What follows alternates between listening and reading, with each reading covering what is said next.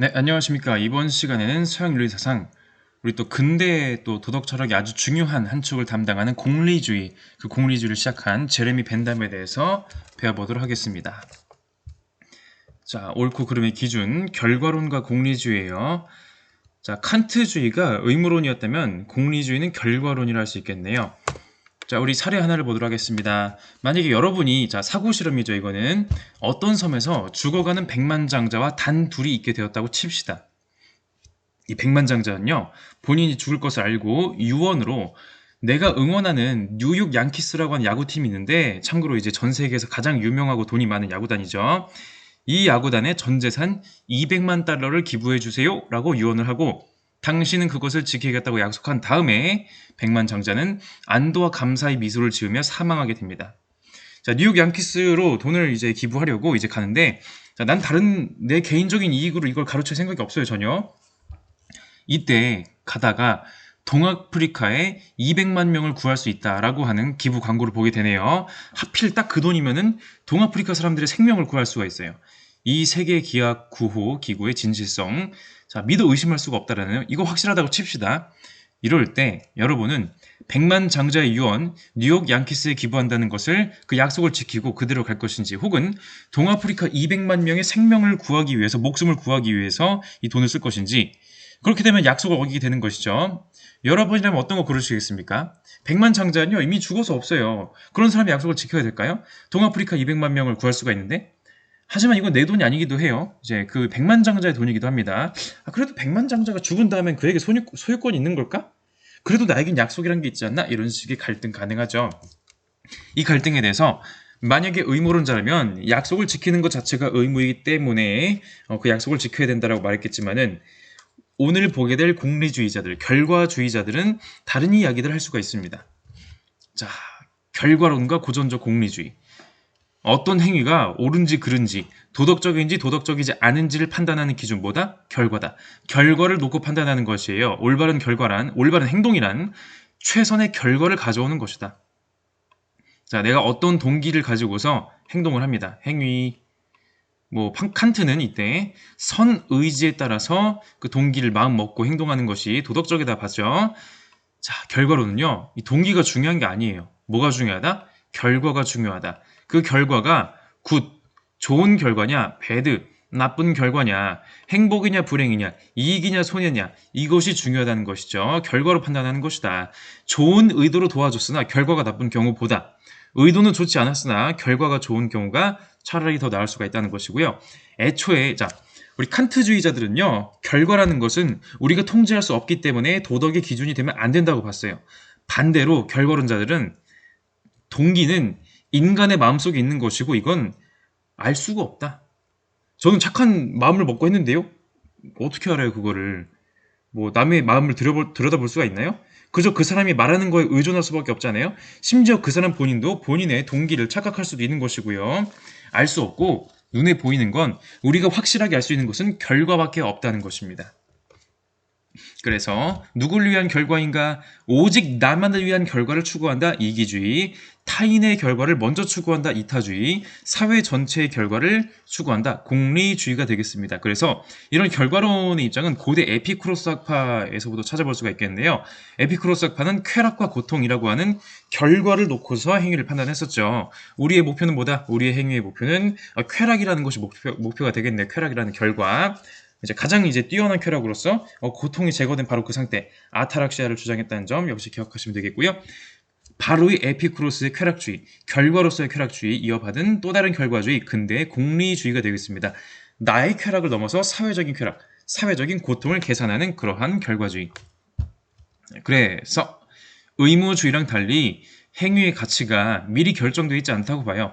본래적 가치, 내재적 가치 없다. 행위 자체에는 옳고 그름이 없어요.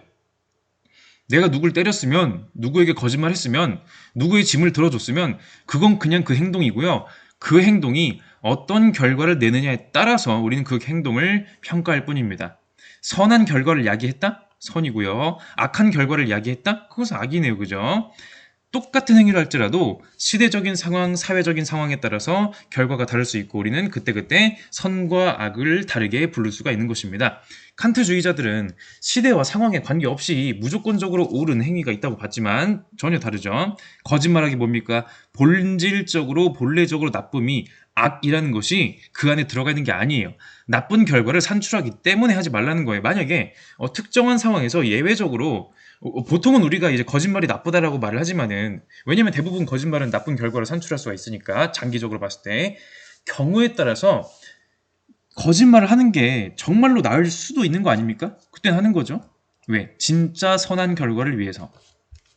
그러므로 좋은 결과를 위해서 쾌락이라고 하는 결과, 예를 들어서 쾌락이죠. 위에서 특정한 수단을 정당화할 수 있습니다. 칸트주의자들, 의무론자들은요. 특정한 수단을 정당화할 수 없다고 봤어요.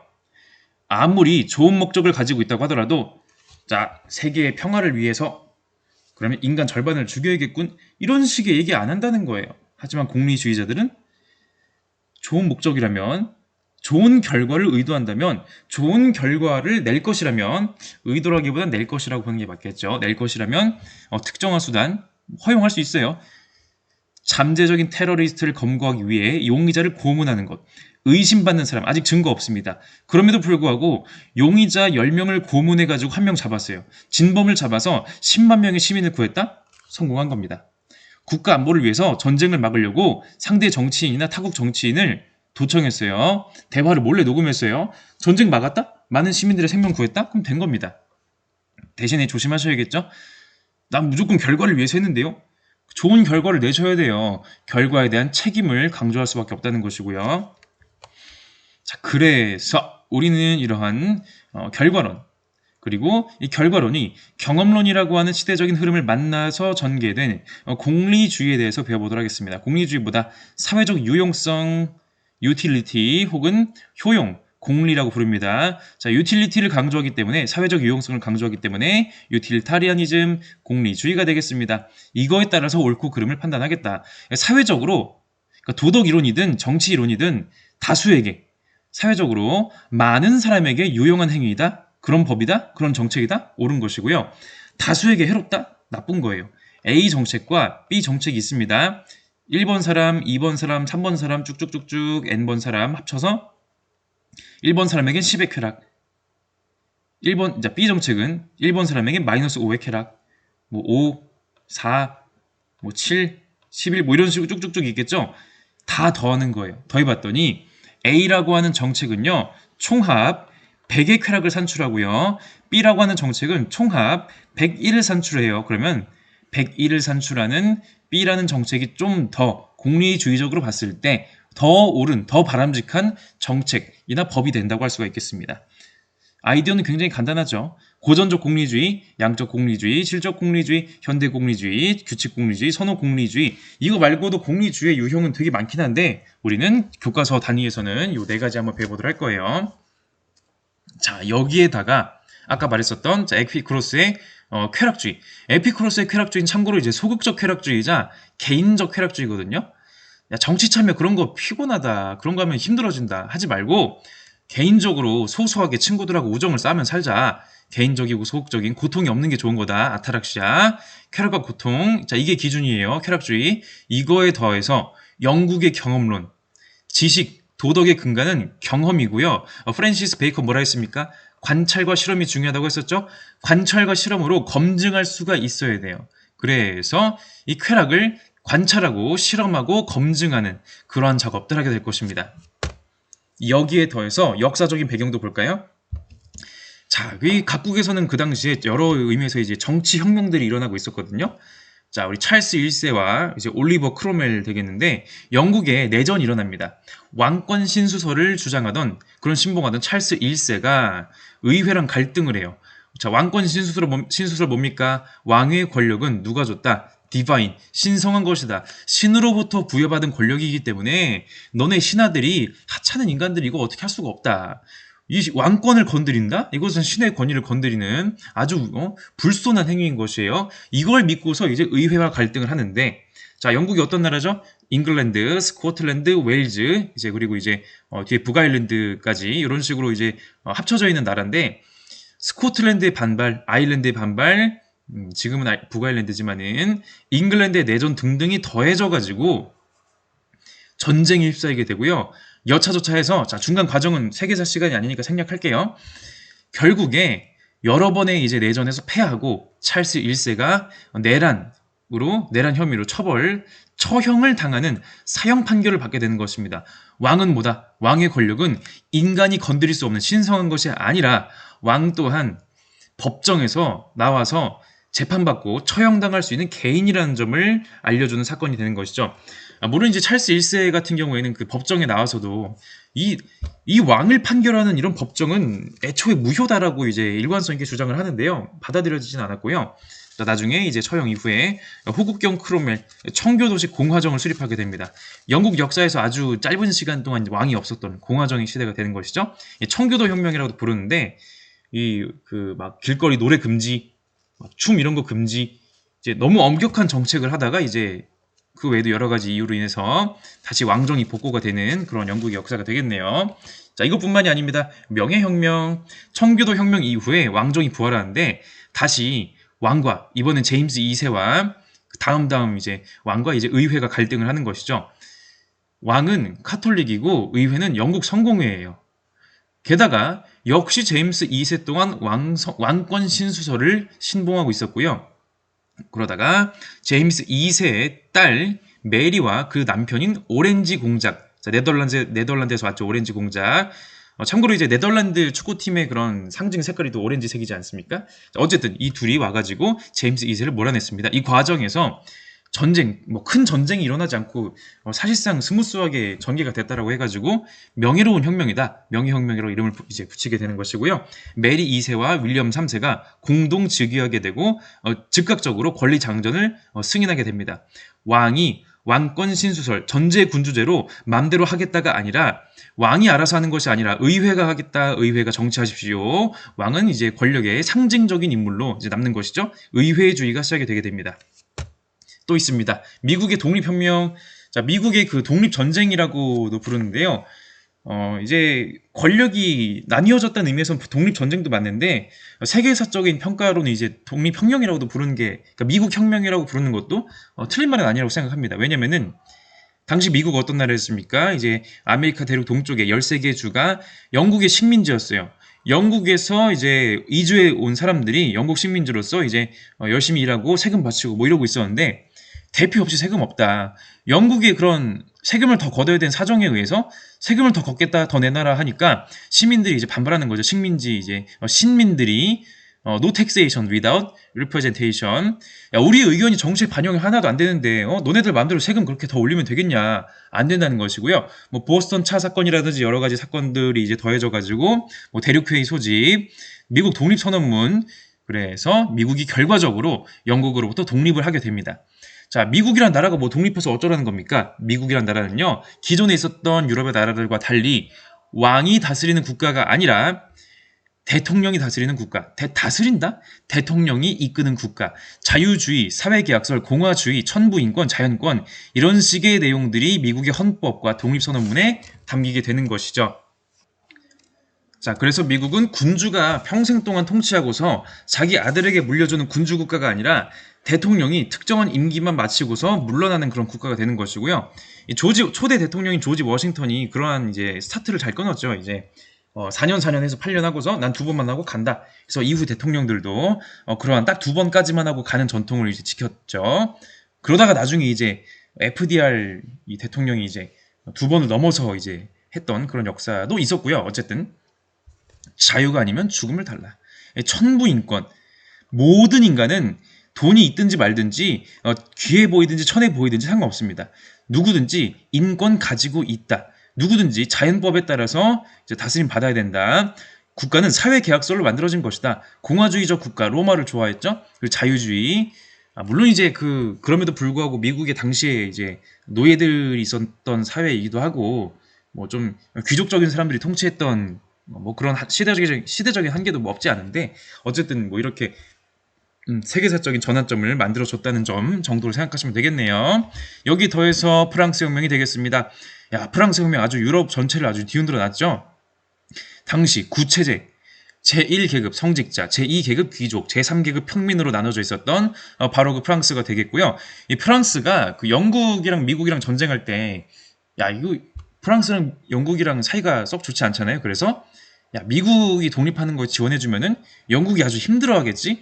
라고 해서 미국 독립전쟁에 지원을 미국 편으로 해주는데, 아니, 대서양 건너는 게 쉽습니까? 프랑스도 어마어마한 재정 손실하게 되고요. 이거 말고도 이제 뭐 그 지도층의 사치라든지 뭐 여러 가지 이제 정치적인 여건에 의해서 돈을 많이 써먹게 되고 돈을 많이 더 걷어야 됩니다. 세금을 더 많이 걷어야 되는 사건 상황. 그래서 일방적으로 세금을 거두려고 하니 평민 출신으로 부와 교양을 쌓았던 신흥 이제 세력들 부르주아들이 불만을 품게 돼요. 야, 우리는 열심히 일해가지고 뭐 의사도 하고 상인도 해서 이제 돈도 많이 벌고 자수성가했는데 그래 돈도 많고 한데 저 사람들은 그냥 귀족으로 태어나가지고 우리한테 그냥 돈 내놓으라고 하네? 열받는데? 이런 식의 불만이 쌓이고 하다가 재정 위기에 따라서 3부회를 소집합니다. 3부 세계 계급들 모여서 회의합시다. 자, 그러나 평민들의 요구는 받아들여지지 않고요.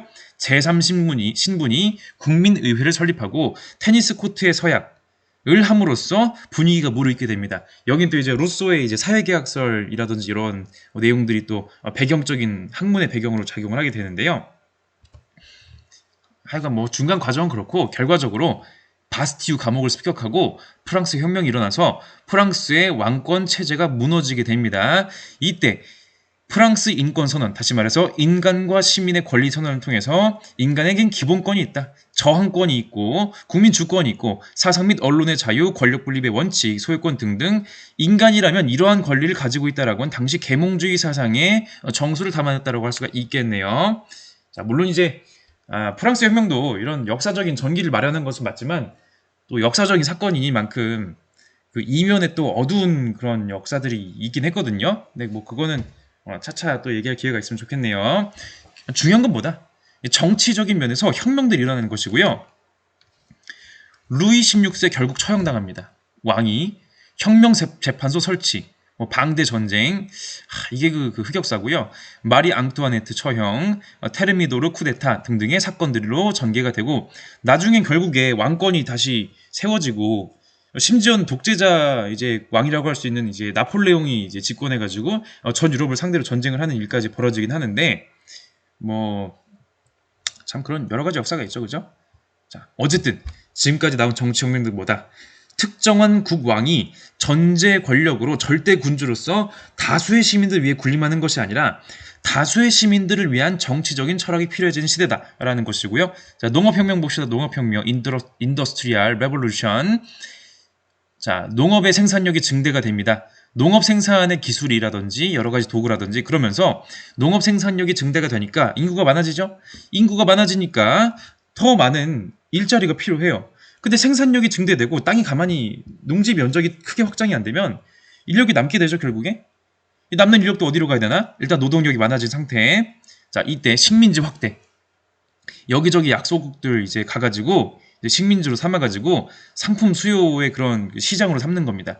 식민지에서 값싼 원료를 가지고 와서 여기서 공장 세워가지고 영국에서 공장 만들어서 공장에서 완제품으로 만들고 식민지에 다시 팔고 이런 식으로 시장이 확대가 되고요. 자, 여기 더불어서 과학적인 태도, 경험론, 관찰 실험 중시, 여기에 기술혁명, 동력혁명, 교통혁명, 방직기, 방적기, 증기기관, 석탄, 연료, 철도 이런 것 등등이 여러 가지 발명이 쌓이면서 과학발전, 과학기술의 발전이 아주 폭발적으로 일어나는 것이죠. 공장제 기계 공업이 발전합니다. 기계 공장이 발전을 하고요. 대량 생산하고 부의 축적을 할 수 있는 시대가 되었다는 거. 이제 기계로 대량 생산한 시대가 오고 있는 것이에요. 그러면 원자재를 식민지에서 가지고 와가지고 이것을 가공하는 공장에 일자리가 많이 필요하겠네요. 도시의 공장들의 일자리가 많이 필요하니까 농촌에 남아도는 젊은이들이 일자리가 있는 도시로 이동하게 되고요. 도시화가 이루어집니다. 도시 인구가 밀집하게 되고 이어서 대중의 시대가 서서히 돌입을 하려고 해요. 예를 들어 박람회, 자, 우리 나라가 이렇게 해요. 온갖 세계의 이런 문물들 소개할 수 있다. 우리가 이 정도다.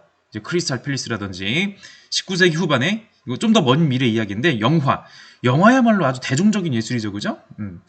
생각해 보세요. 오페라 같은 경우에는 전문적으로 어릴 때부터 훈련받은 전문적인 그런 연기자가 노래도 하고 노래적인 재능도 있고 연기적인 재능도 있는 바로 그 배우가 연기만 하는 것이 아니라 오케스트라가 장시간 연습을 해서 음악을 연주해야 되고 그것은 뭐다? 또 작곡가가 작곡을 해야 되고요. 또 후원해주는 사람, 화장해주는 사람, 하여간 의상 비싸요. 오페라 이거 아무 때나 아무나 이 사람 저 사람 아무나 보기 좀 힘듭니다. 솔직히 지금도 오페라 가격 만만치 않잖아요. 그죠? 그러나 영화 뭡니까? 한 번 찍어 놓으면 계속 재생할 수 있습니다. 아주 대중들에게 어울리는 바로 그러한 대중적인 예술 장르가 되겠네요. 여기에 더해서 보통 선거에 대한 요구가 증대가 될 것이고요. 물론 이제 우리가 볼 제레미 벤담보다는 좀 더 뒤에 이야기이긴 합니다. 대중매체, 매스미디어가 발달합니다. 대표적으로 신문, 더 뒤로 가서는 라디오, 더 뒤로 가서는 텔레비전이 되겠죠. 더 뒤로 가면은 인터넷이 나오는 것이고요. 한편으로는 자, 공장을 운영하는 이제 돈이 있는 자본가와 생산수단을 소유한 자본가와 생산수단을 소유하지 않았지만 노동력을 제공하는 노동자 간의 갈등이 일어나게 되고 이것이 또 이제 철학의 또 주요한 주제가 되고요. 요 대립구도에 대해서는 우리 또 대단원 4에서 또 마르크스 쪽에서 또 배워볼 만한 게 있습니다. 어쨌든 뭐다? 도시의 시대, 많은 인간들이 모이는 시대, 왕이 중심이 아닌 시대, 다수를 위한 철학이 역사적으로 요구가 되어지고 있습니다. 역사는 다수를 위한 철학을 요구해요. 정치혁명과 산업혁명, 다수를 위한 쾌락, 다수의 쾌락을 계산하는 바로 그 사상이 필요해지는 것이고요. 그게 바로 공리주의가 되겠고요. 바로 그 공리주의의 문을 열었던 대표적인 인물 제레미 벤담 되겠습니다. 런던 출생이고요. 옥스포드 대학교 퀸즈 칼리지 12살에 입학, 15살에 학사, 18살에 석사. 장난 아니네요. 정치적인 급진주의자로서 정교 분리, 정치랑 종교 분리해라. 자, 우리 영국은 기본적으로 영국 성공회와 영국 왕실이 분리가 되어 있지 않죠. 그래가지고 이제 영국 왕실의 그런 그 후계자를 고를 때도 이 사람이 어떤 종교를 가지고 있느냐가 아주 중요한 요소가 되는 것이고요. 물론 역사적인 맥락은 있죠. 이제 카톨릭이랑 신교랑 이제 갈등했던 피 흘리고 했던 역사가 있으니까 그런 것도 있긴 한데 뭐 이런 전통이 남아있는 국가이기도 해요. 지금도. 어쨌든 정치랑 종교를 분리하자. 그리고 표현의 자유를 주장하고 양성평등 그리고 동물 권리, 동물의 권리, 보통선거, 비밀투표 등등 각종 사회개혁안을 제시합니다. 동시에 자유경제를 옹호했던 사람이 되겠고요. 야, 이 동물 권리는 지금 봐도 굉장히 급진적인 입장이긴 해요. 그죠? 자, 그래서 도덕의 입법과 원리서설, 파노티콘에 대한 책도 썼고요. 처벌과 보상, 그리고 이제 언론의 자유, 그리고 이제 의무론과 이제 도덕의 과학에 대한 그런 책들 여러 가지 책들을 썼는데 우리 주로 윤리화 사상에서는 바로 도덕의 입법과 원리서설 이 책에 나온 내용들이 주로 다뤄지게 될 것입니다. 자, 이 감각 경험이 제레미 벤담 영국인이죠. 영국 경험론 이어받았죠. 감각 경험의 범위를 넘어서는 모든 형이상학적 종교적 주장들 그만하자. 감각 경험으로 파악할 수 있는 관찰과 실험으로 증명하고 검증할 수 있는 얘기를 해야지 뜬구름 잡는 얘기해봤자 소용없다는 겁니다. 플라톤의 이데아, 데카르트의 본유관념 그런 거 있습니까? 몰라요. 그런 거 준 거 없어요. 모릅니다. 그런 얘기 그만해요. 영혼의 불멸 몰라요. 그런 거. 그래서 실제로 인간을 관찰해보니 경험적으로 관찰해보니 어떻더라? 인간의 모든 행위는 고통과 쾌락이 결정하는 것입니다. 쾌락과 고통이란 이 두 개의 기둥, 이 두 가지가 인간 행위의 기준이자 목적이 되는 거예요. 자연은, 자 이거 아주 유명한 문장이죠? 자연은 인류를 고통과 쾌락이라는 최고의 두 주인이 지배하도록 하였다. 두 군주라고도 표현하고요. 인간은 뭐다? 모든 인간은 고통과 쾌락이란 주인을 모시고 있는 거예요. 고통이 가지 말라는 대로 가지 마는 것이고요. 쾌락이 가자는 대로 가는 것? 이게 인간이라는 겁니다. 우리가 무엇을 행할까를 결정할 뿐만 아니라 우리가 무엇을 해야 하는지를 지시해 주는 것은 오직 고통과 쾌락뿐이다. 한편으로는 옳음과 그름의 기준이 또 한편으로는 원인과 결과의 사슬이 두 주인의 왕좌에 고정되어 있다. 이들은 우리가 행하는 모든 행위에서 우리가 말하는 모든 말에서 그리고 우리가 생각하는 모든 사고에서 우리를 지배한다라고 말해주고 있습니다. 인간을 지배하는 것, 쾌락과 고통. 그래서 인간은 누구나 쾌락을 추구하고 고통을 싫어해요. 너무 당연하죠? 심리적 쾌락주의 더불어서 실제로 우리는 고통을 피해야 하고 쾌락을 추구해야 한다. 윤리적인 의미의 쾌락주의까지 그런 면모를 보여주고 있습니다. 인간 행위의 기준, 사실적으로도 그렇고 그렇게 해야 한다는 것이에요. 쾌락주의, 행복주의 계보를 이어받고 있네요. 에피쿠로스와 휴메의 모습을. 자, 근데 여기서 내 쾌락만 생각하자, 내 고통만 생각하자 이러면 그냥 이기주의로 끝나는 거예요. 그게 아닙니다. 공리주의는 뭐다? 나만의 쾌락, 나만의 고통, 나만의 이익, 나만의 손해가 아니라 모두의 쾌락, 모두의 손해, 모두의 고통, 모두의 행복 이런 것들을 다 고려하는 것이죠. 유용성의 원리, 다시 말해서 공리의 원리가 되겠습니다. 유틸리티의 원리란 말이에요. 최대의 다수의 최대 행복이 바로 그것이죠. 최대한 많은 사람들이 최대한 많은 행복을 누릴 수 있도록 해라. 자, 최고의 행복, 최대 다수의 최대 행복은 뭐다? 옳고 그름의 측정 기준이다. 옳고 그름의 표준, 옳고 그름의 척도가 된다는 것입니다. 무엇이 옳은지 무엇이 그른지는 최대 다수의 최대 행복이냐 아니냐를 따라서 판단하는 것이에요. 최대 다수의 최대 행복에 부합한다? 옳은 것이고요. 최대 다수의 최대 행복에 부합하지 않는다? 그런 것이네요. 경험주의와 결과주의를 그대로 이어받았죠. 나타난 결과인 증거, 관찰, 실험, 경험으로 유용성을 검증하고 판단하기 때문에 자, 경험으로 판단한다, 경험주의, 결과로 판단한다, 결과주의. 그래서 다른 모든 원리들의 원리, 유용성의 원리야말로 궁극의 원리고요. 모든 원리들의 출발이 되는 원리고요. 모든 행동의 기준의 기준을 말해주는 것이기 때문에 그 자체로는 직접적인 증명은 불가능합니다. 이게 최초의 원리니까 더 이상의 상위에 증명하는 원리가 없어요. 다만 이제 간접적인 증명 방법은 있다고 얘기는 하긴 해요. 자, 유용성의 원리는 쾌락과 고통이 우리를 지배함을 인정하며 이것을 전체 체계의 기초로 삼는다. 이러한 체계의 목표는 이성 또는 법률의 손으로 조직적인 행복을 구성하려는 것이다. 이러한 체계를 의문시하는 모든 시도는 진정한 의미가 아닌 시끄러운 소음을, 이성이 아닌 변덕을, 빛이 아닌 어둠을 다루는 것에 불과하다. 계몽주의 시대 이후에 인간이 생각을 좀 해봐라. 미신에 빠져있지 마라. 전통, 자, 도덕이나 입법 얘기할 때 무엇이 옳고 그른지, 어떤 법을 만들어야 되는지 이런 얘기할 때 전통에 의존하지 마라. 왜? 옛날부터 그랬으니까 뭐 그냥 계속 하는 거지 뭐. 그게 유용성의 원리에 맞는지 안 맞는지 검증하자는 거예요. 경험적으로. 경험적으로 검증 안 되는 거 버려야 돼요. 사변, 머릿속으로만 생각하는 거, 미신, 자연권, 자연법 이런 거 관찰 실험으로 검증 못하죠? 이런 거 배제해라. 관찰과 실험, 경험으로 할 수 있는 것만 다루자는 것이고요. 그래서 공리의 원리란 행복을 증진하거나 감수하느냐에 따라 각각의 모든 행위를 승인하거나 부인하는 원리를 뜻한다. 내가 말하는 모든 행위란 개인의 사적인 모든 행위뿐만 아니라 정부의 모든 정책에 대한 것이기도 하다. 사적인 행위, 정부 정책 모두 포함이죠. 개인의 도덕과 정치의 원리를 모두 포괄합니다. 이 공리의 원리 하나만 있으면 돼요. 공동체의 이익이란 도덕 용어에서 나올 수 있는 가장 일반적인 표현에 속한다. 공동체란 그 구성원으로 간주되는 개인들의 집합에 불과한 가공일 뿐이다. 어디 공동체라는 것이 마치 유기체적인 생물처럼 따로 있는 게 아니에요. 자, 플라톤 아니면은 뭐 다른 공동체주의자들 공동체 자체의 가치가 있다는 얘기 하거든요. 그런 거 없다. 개인들을 다 더하면 그냥 그게 공동체일 뿐이다. 공동체, 집단이라는 게 따로 있는 게 아니에요. 그렇다면 공동체 이익은 뭐다? 공동체 구성원들의 이익의 총합, 다 더했을 때 나오는 그 값이에요. 사회의 쾌락은 뭐다? 개인들의 쾌락의 총합입니다. 계산을 잘하면 되는 것이에요. 그래서 유용성의 원리가 최고의 원리고 궁극적인 원리인데 사람들은 기존의 도덕은 금욕의 원리를 강조했다. 뭐 예를 들어 스토아파라든지 막 금욕주의적인 태도들이 있었죠. 근데 보세요. 사실은 얘네들도 육체적 금욕을 주장하는데 육체적인 금욕을 통해서 정신적인 가치를 주장하려고 했던 거 아니야?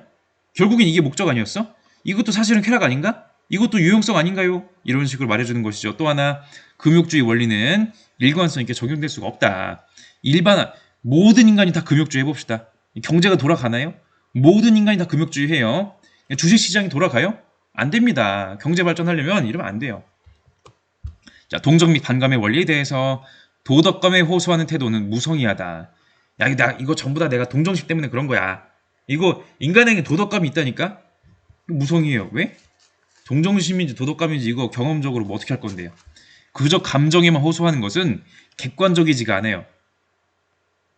주관적이죠? 난 이런 감정을 느꼈는데요. 어쩌라는 겁니까? 그 행위가 왜 도덕적인지 설명 못 해줍니다. 동기주의도 봅시다. 칸트식의 동기주의가 되겠네요. 칸트를 포함해서 동기만으로는 어떤 행위가 정당화되지 않는다. 아니, 착한 마음만 먹으면 그 행위는 다 뭐 좋은 건가요? 아무리 착한 마음을 먹었다고 하더라도요. 그 행위가 나쁜 결과를 산출한다면 유용성의 원리에 부합하지 않고 방해가 된다면 그 행위는 나쁜 행위라고 봐야 되는 것이에요. 오로지 유용성의 원리만이 그 행위를 정당화해주는 유일한 객관적인 이유다. 눈에 보이고 따져볼 수 있고 계산해볼 수 있고 측정해볼 수 있는 바로 그러한 원리, 그게 바로 유용성의 원리가 되겠습니다. 그래서 쾌락과 고통, 경험적으로, 실험적으로 측정할 수 있어야겠죠? 계산할 수 있어야겠죠? 바로 양적 공리주의 되겠습니다. 모든 쾌락과 고통은 계산 가능해요. 모든 쾌락과 고통엔 질적 차이가 없고요. 다 하나의 단위입니다. 마치 미국엔 달러가 있고 일본엔 엔이 있고 뭐 이제 프랑스에는 프랑이 있고 뭐 영국에는 파운드가 있고 뭐 이런 식으로 프랑스는 유로를 쓰나? 그 유럽 연합이죠. 그죠? 어쨌든 화폐의 단위는 다 다르지만 환율에 따라서 환산 가능하죠? 1달러에 천 얼마, 뭐 이제 뭐 1위안에 뭐 몇 파운드 이런 식으로 환산 가능해요. 교환 가능해요. 사실은 돈의 이름이 다르지만 결국은 똑같은 겁니다. 마찬가지. 인간이 느끼는 모든 쾌락과 고통, 동물이 느끼는 모든 쾌락과 고통, 아무튼 모든 쾌락과 고통은 근본적으로 똑같아요.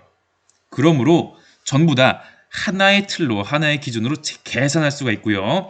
계산해서 측정할 수가 있고요. 측정해서 어떤 놈이 더 큰지, 어떤 것이 더 작은지를 결정할 수가 있게 됩니다. 하나의 단위로 환산해서 계산 가능하다. 자, 이게 어떤 의미를 가지냐면요. 특정인, 특권층, 왕이나 귀족의 쾌락이 질적으로 더 우수하지 않다. 왕의 쾌락을 특별 대우해줄 이유가 없고요. 귀족의 고통을 특별 대우해줄 이유가 없어요. 모든 인간의 쾌락은 동일한 취급을 받아야 되기 때문에 평민이든 왕이든 다르지가 않다. 당연히 소수의 왕을 위해서 정치를 펴는 것보다 다수의 평민을 위해서 정치를 펴는 것이 차라리 더 낫겠죠. 그리고 이 쾌락의 계산보다 개인 단위로 쾌락을 계산해요. 계급 단위가 아닙니다. 자, 통치계급 전체 쾌락 한꺼번에 계산. 통치계급에 한 명 뽑아가지고 대표로 계산하고, 중간 계급에서 한 명 뽑아서 대표로 계산하고, 평민에서 한 명 뽑아서 대표로 계산하고, 이런 식이 아닙니다. 각각 개인 한 명. 왕도 뭐다? 그저 개인 중에 한 명일 뿐이에요. 귀족도 뭐다? 각각이 그저 개인 한 명일 뿐입니다. 인디비주얼 뭐죠? 인디비주얼.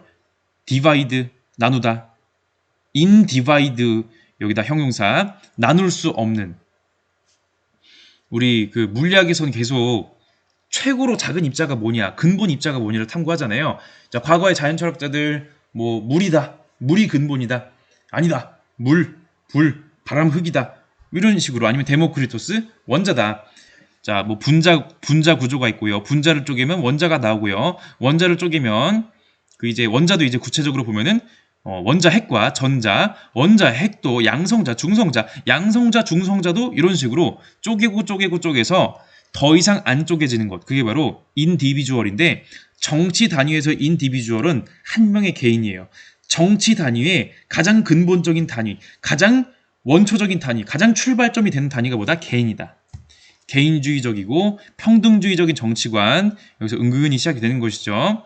나중에 이제 피터 싱어의 이익평등 고려의 원칙으로 이제 전개가 되는데, 이것도 이제 이따 나중에 보도록 할게요. 다다음 시간에 나올 거예요. 자, 그래서 양적 공리주의 계산하려면 계산 기준이 필요하죠?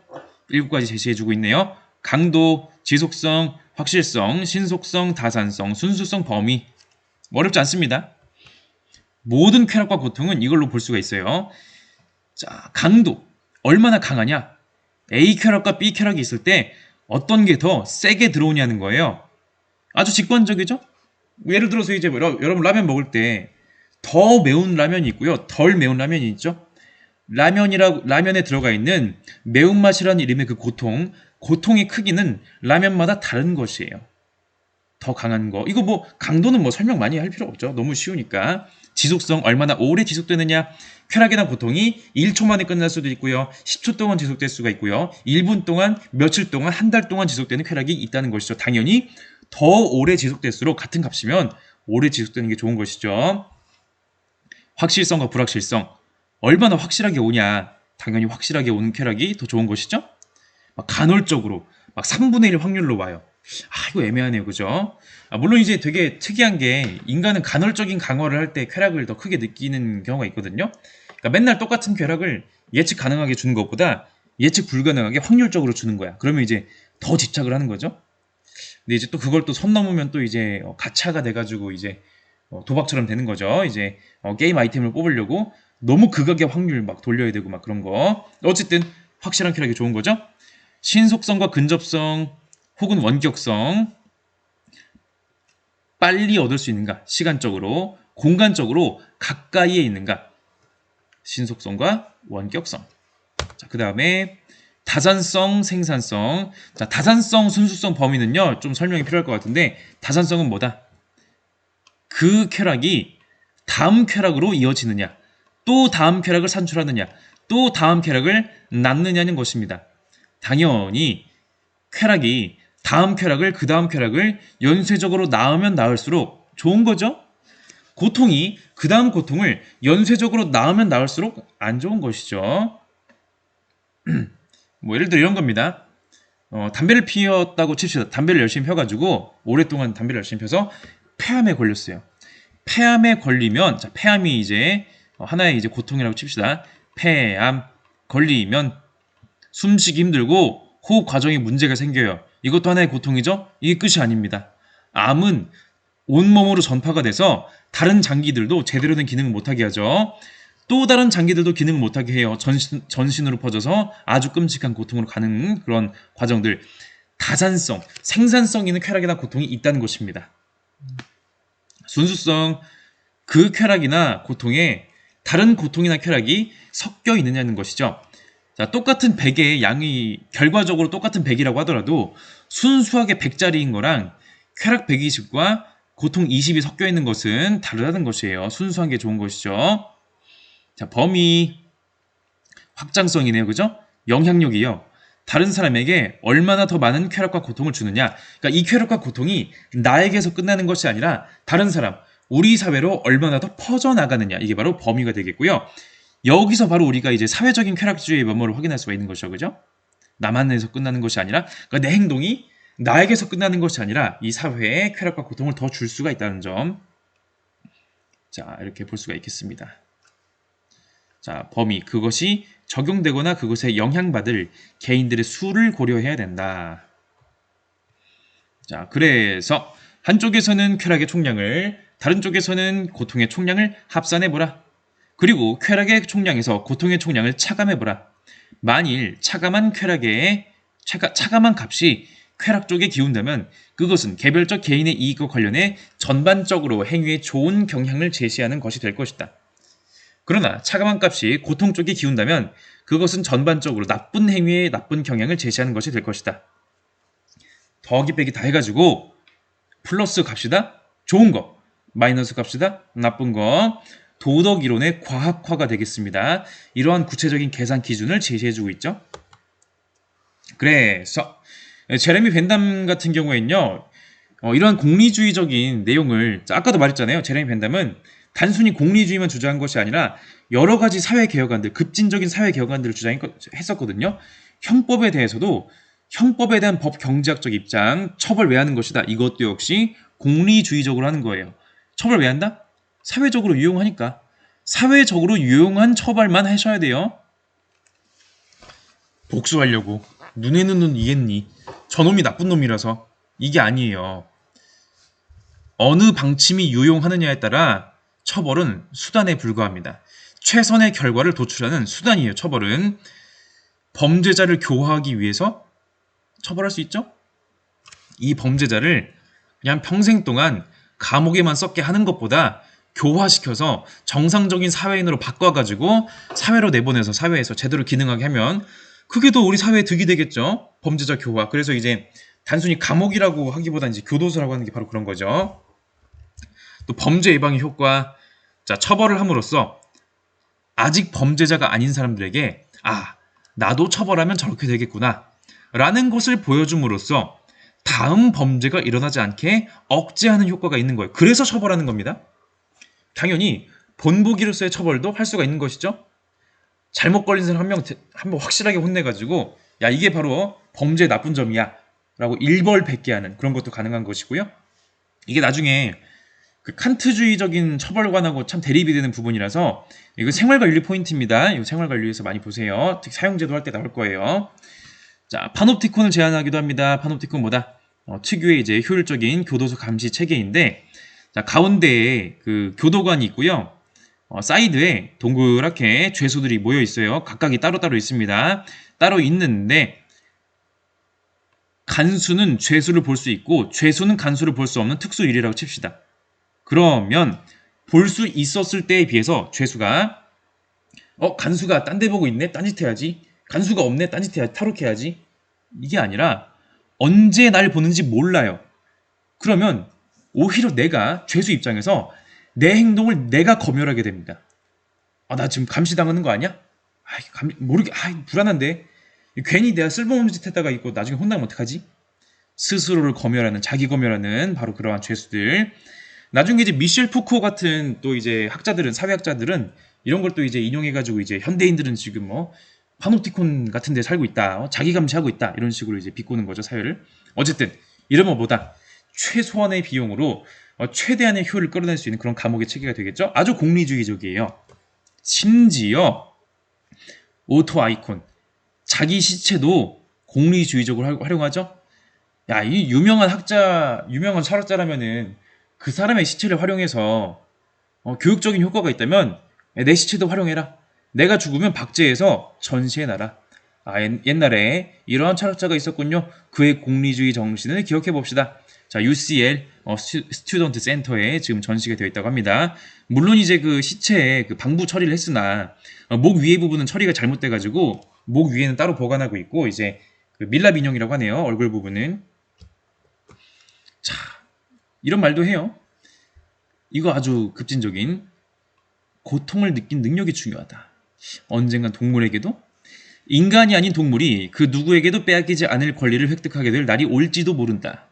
사람들은 피부색이 검다는 이유로 누군가를 괴롭히거나 누군가로부터 괴롭힘을 당하는 것이 부당하다는 것을 알고 있다. 마찬가지로 다리의 숫자, 피부에 털이 있는지의 여부 또는 뼈의 모양 등이 다르다는 이유로 감각을 느낄 수 있는 존재를 고통스럽게 하는 것이 부당하다는 것을 깨닫게 된 날이 미래에 올지도 모른다. 그렇다면 차별을 정당화할 수 있는 특징은 무엇이겠는가? 이성 능력인가? 대화를 나눌 수 있는 능력인가?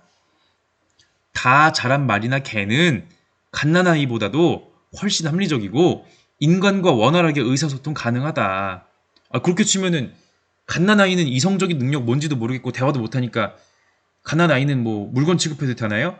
아니란 거잖아요. 하지만 동물의 능력이 우리가 생각하는 바와 다르더라도 뭔 상관이냐? 중요한 건 뭐다?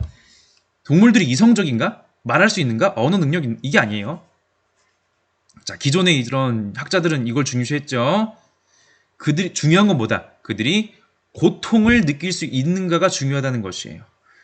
노예제도? 그 사람이 특정 인종이라는 거 중요합니까? 아니요. 특정 조상을 가지고 있다. 특정 출신? 그런 건 안 중요해요. 뭐가 중요하다? 그 사람들도 쾌락과 고통을 누릴 수 있어요. 우리처럼 느낄 수 있다는 거. 여성에 대한 차별. 여성에 대해서 왜 차별해야 됩니까? 여성도 쾌락과 고통 느끼지 않아요? 우리랑 마찬가지 아닌가요? 불평등한 대우할 필요가 없다는 것이죠. 당시 이제 특히 영국 사회에 보시면은 여성에게 뭐 투표권도 없고 뭐 아무것도 없죠, 그죠? 그랬던 시대였던 거 기억하시고요. 자, 동물 학대.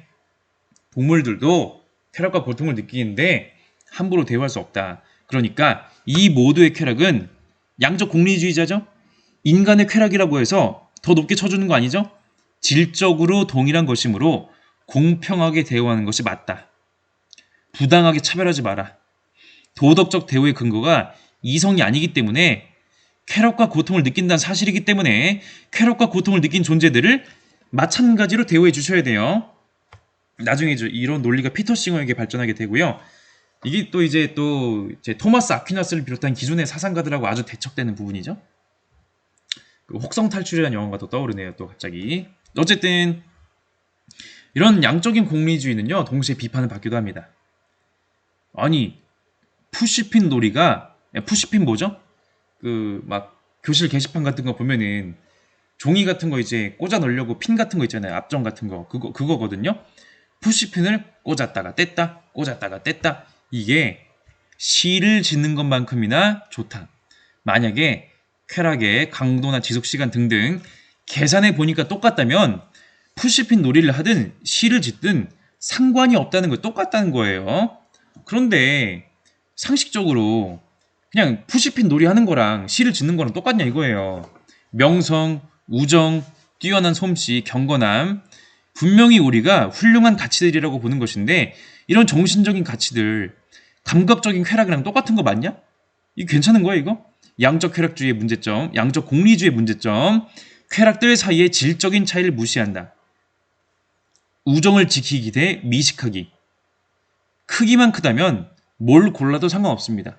그래서 제레미 벤담의 양적 공리주의는 이거 돼지의 철학이야.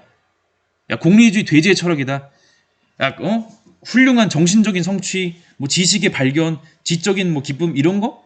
야, 돼지 봐라. 그냥 진흙탕에 굴러가지고 행복해 하고 있지 않냐. 그냥 돼지처럼 사는 게, 야, 벤담 넌 돼지처럼 살아라 그냥. 이런 식으로 비난하는 것이죠. 그래서 여기에 대해서 반박하는 사람, 바로 그 다음 사람 존 스튜어트 밀 등장하게 될 것이고요. 제레미 벤담의 공리주의와 존 스튜어트 밀의 공리주의는요, 둘 다 고전적 공리주의이기 때문에 고전적 공리주의 특유의 그런 한계가 나오거든요. 그건 이제 다음번에 한꺼번에 정리한 시간 가져보도록 하겠습니다. 자, 여기까지가 양적 공리주의가 되겠고요. 다음 시간 질적 공리주의로 넘어가 보도록 하겠습니다.